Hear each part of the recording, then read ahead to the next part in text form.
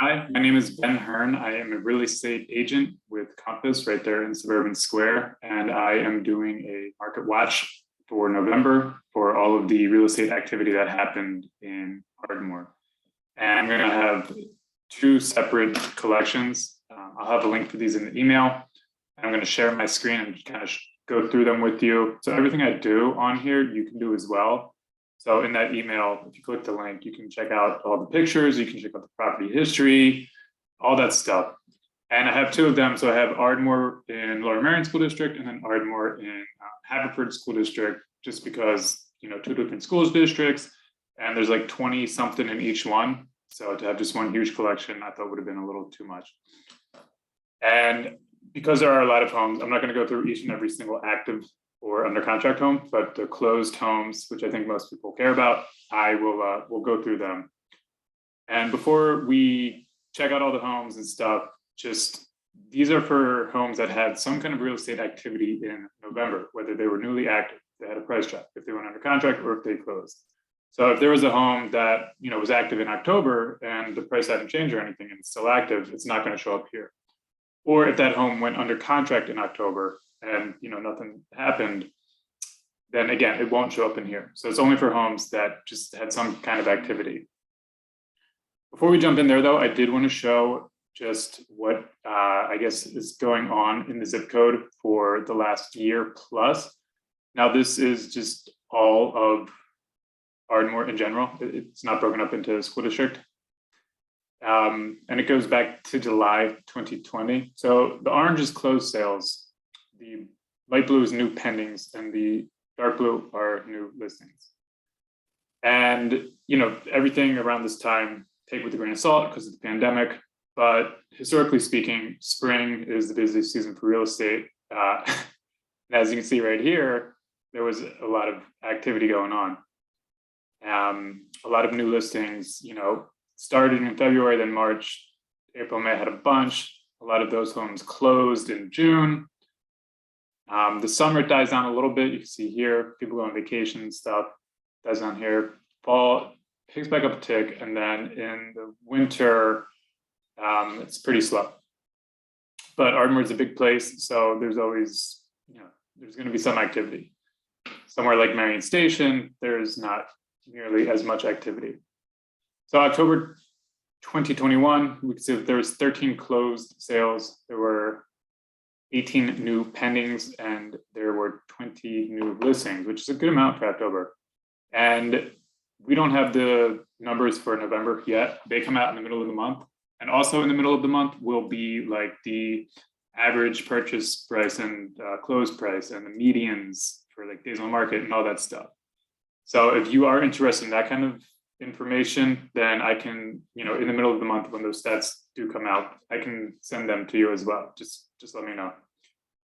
All right, so we're going to jump right in to the market watch for Haverford School District. And again, everything that I do on this, you can do as well. There's a link, there will be two links, one for the Haverford School District and one for the Laramie School District in Ardmore. So we have a couple actives, and if it's active, then it might be newly active or it might have a price drop. So you can scroll through the pictures. There's actually a good amount of activity on Woodcrest this month. And you can see a quick info right there. One on Biddle and Haverford Road. And another on Haverford. So right now there's 1, 2, 3, 4, only 4 that are, had some sort of activity that are active. So not too many. And now we're going to under contract. Real quick, under contract and pending are pretty synonymous. The difference is that usually realtors, when we accept a contract, or when the sellers accept a contract, we list it as under contract. And there's like an inspection period most times. Once you're through inspections, then we usually switch it to pending. So the difference is normally that pending is further along in the deal, and or there weren't like many, or if any, contingencies. So if someone's just like, hey, I'll offer cash, no inspections, no nothing, then it might just go from active straight to pending. I don't know why we do it, we just do. So if you see active under contract or pending, basically the same thing. So we see a couple of them right here, George Lane for 364. Again, you can just scroll through all the pictures. You can like click, so I'm just using this as an example. You can click each one and then it pops up with like their info here. You can see some more days on market here. You can go down to the property history.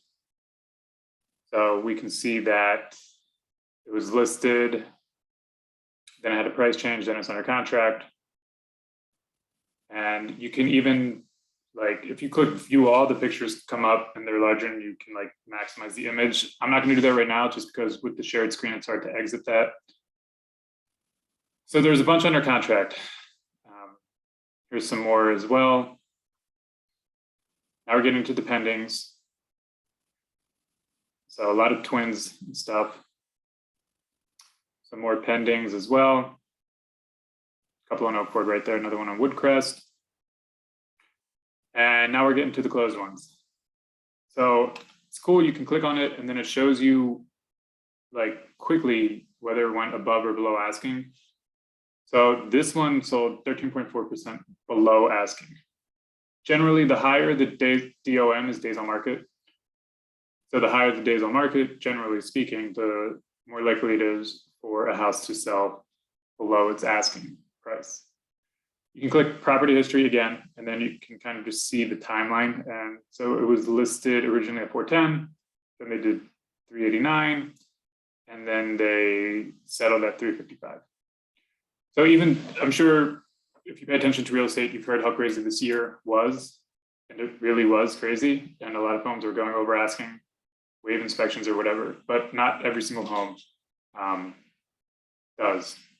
Like if a home's a cream puff home, completely turnkey, move-in ready, and it's got a really good list price, then yeah, maybe probably it'll go over asking. But if it's not all those factors, then it doesn't always go over. So we got one on Pine Valley, and this one went a little above asking.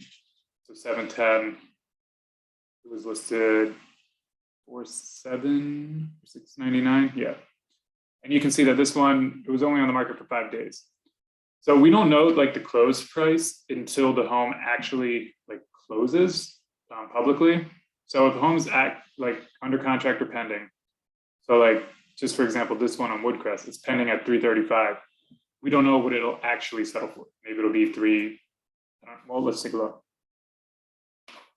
So 11 days on market. Well, that's, so it's probably close to that number, honestly, or maybe a little below. Rarely is it like the longer the days on market, does it go above asking, but that does happen.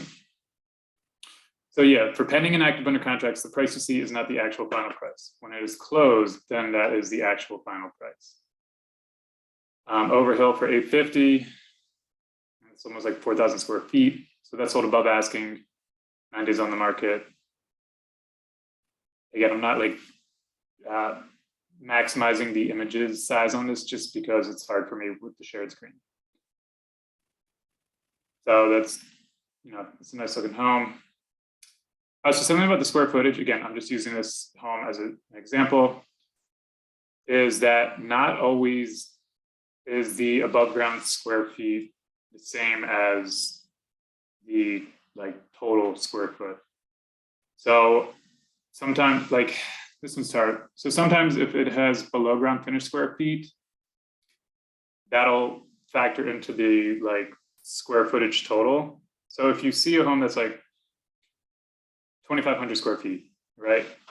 Maybe it's actually 2,000 above ground square feet and then has a 500 square foot basement. So you actually have to go visit the home, obviously, to find out how big it is. And sometimes the square footage, like the layout of the home, even if it's like 2,200 square feet, the layout might make it feel bigger. So I don't know why these sites do that, but yeah, just the square footage you always have to pay attention to. We can see Sunnybrook sold 5% below asking. Again, it was like 23 days on market. That's pretty consistent. That sold for 470. Woodcrest, again, sold for 400. And that was above asking. That only lasted 4 days on the market.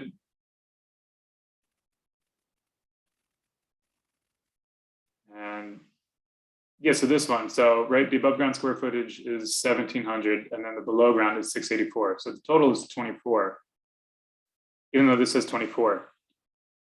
Unfortunately, I wish Compass's website did not do that. It does. Same thing with like Zillow, Redfin, Trulia, Realtor, all that stuff.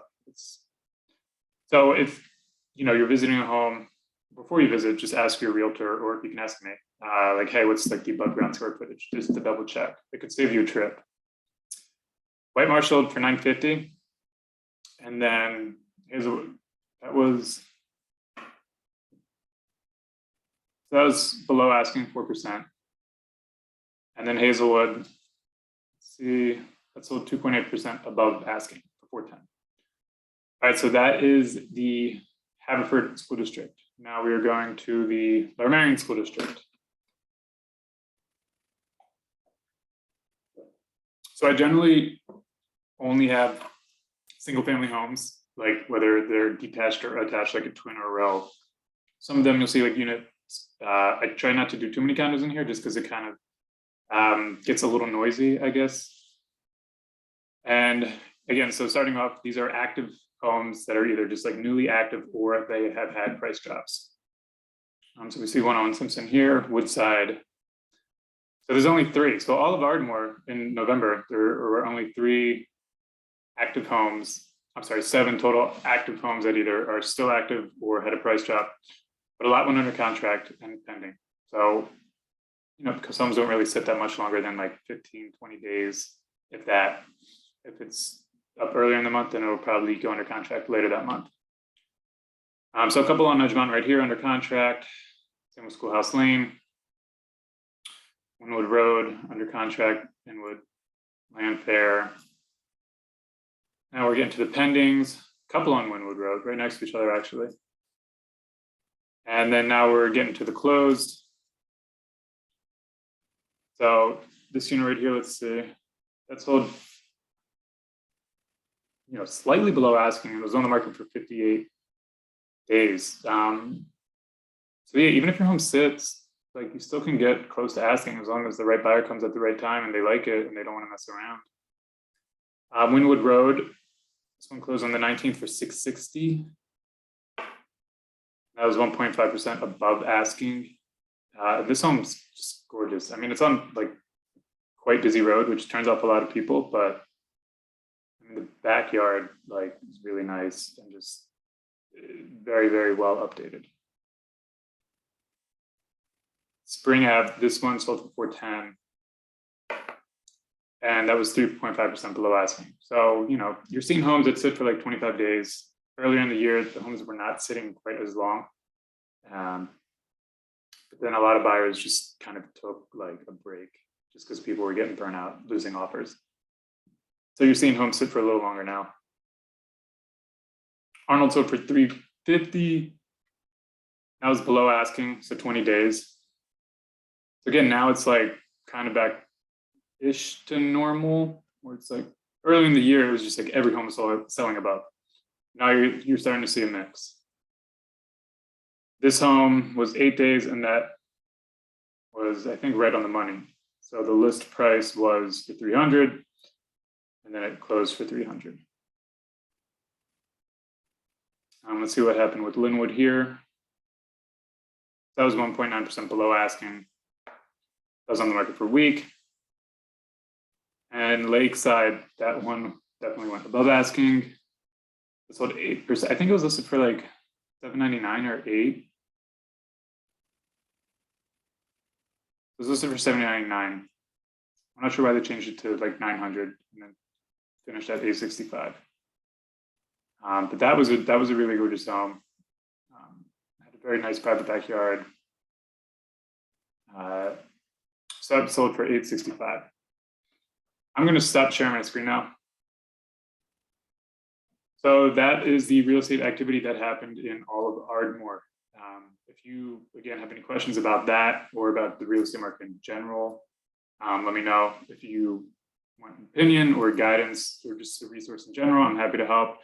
If you're looking to buy or sell and you need someone to help you out, I obviously would be happy to help as well.